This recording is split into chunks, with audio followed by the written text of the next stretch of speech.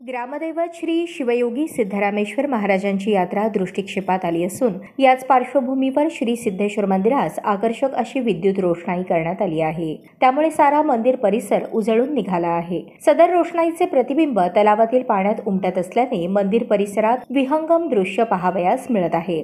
दरम्यान दूरवरून मंदिराकडे पाहिले असता रोषणाईचे प्रतिबिंब पाण्यात पडल्यानंतर जणू दुसऱ्या सिद्धेश्वर मंदिराची प्रतिकृती निर्माण झाल्याचे दिसून येत आहे। मंदिर समितीच्या वतीने दरवर्षी ही रोषणाई करण्यात येत असते।